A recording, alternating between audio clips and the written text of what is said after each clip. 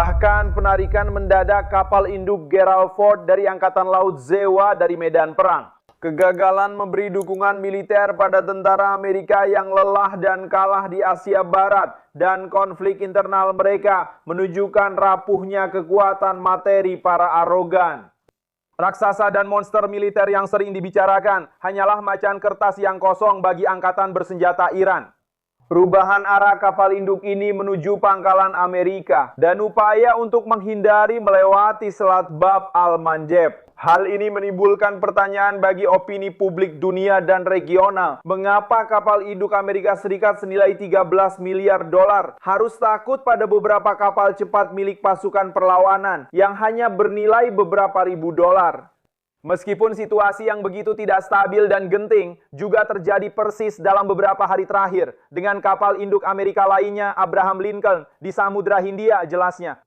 Para tentara Islam sangat ingin menampakkan wajah Amerika yang arogan. Mereka sedang menunggu di kedalaman medan perang dan sepenuhnya siap untuk mempersembahkan kejutan-kejutan laut mereka secara langsung kepada marinir Amerika. Nasib Saddam menanti Trump dan penjahat Netanyahu. Turun ke medan perang bukan berarti kekalahan. Tuhan telah menutup jalan kekalahan bagi kami.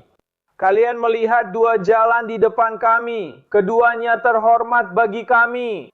Salah satunya jalan kesyahidan yang kehormatannya abadi, tak pernah habis, sedangkan lainnya jalan kemenangan. Keduanya adalah kemenangan bagi kami, dan itu hanya datang dari Allah yang Maha Perkasa, Maha Bijaksana. Kapal induk terkuat di dunia telah meninggalkan pusat konflik dengan Iran. Dan hal ini sudah menimbulkan gelombang ketegangan dan perebutan narasi yang kuat. Apa yang terjadi? USS Gerald Ford, kapal perang terbesar dan termahal milik Amerika Serikat, sementara waktu ditarik dari Laut Merah setelah terjadi kebakaran di atas kapal. Api bermula di ruang cuci, tidak terkait pertempuran, namun butuh berjam-jam untuk dikendalikan. Siapa yang terdampak? Puluhan pelaut mengalami dampak akibat asap, beberapa terluka, dan bagian dalam kapal mengalami kerusakan. Ratusan awak kapal kehilangan tempat tinggal dan harus mengimprovisasi tempat tidur di kapal saat kejadian itu. Kebakaran terjadi 12 Maret 2026 di tengah ketegangan militer Amerika Serikat dan Iran. Beberapa hari kemudian, keputusan diambil untuk menarik kapal keluar dari zona konflik tempat kejadian itu berlangsung. USS Gerald Ford beroperasi di Laut Merah, wilayah strategis yang terhubung dengan Timur Tengah dan konfrontasi Iran. Sekarang kapal itu menuju pangkalan Angkatan Laut Amerika Serikat di Yunani, Mediterania, untuk diperbaiki. Bagaimana ini bisa terjadi? Kebakaran terjadi akibat masalah internal di area teknis kapal. Meski tanpa serangan musuh, dampaknya tetap besar. Kapal itu yang memimpin operasi udara harus keluar sementara dari zona perang. Dan ini membuka titik kritis, sebuah celah operasional. Kenapa ini penting? USS Gerald Ford bukan kapal biasa. Kapal ini membawa lebih dari 75 pesawat dan merupakan bagian kunci dari kehadiran militer Amerika Serikat di wilayah tersebut. Kepergiannya meski sementara mengurangi kekuatan langsung Amerika di titik strategis itu.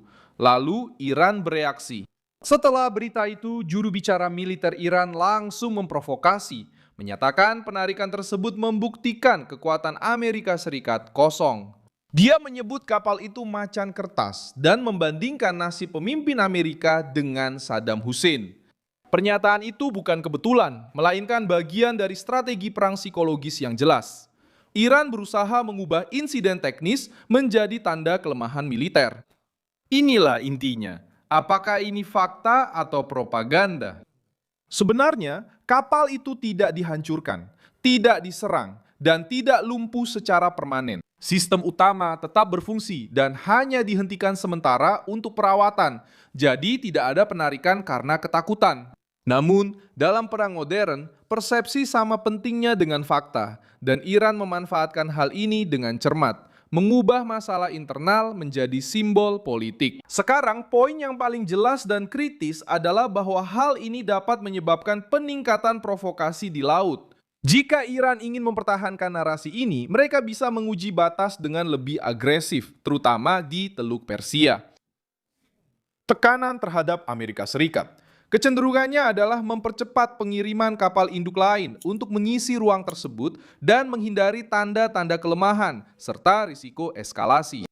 Pada akhirnya ini bukan hanya soal kebakaran, tapi juga persaingan narasi yang sangat intens.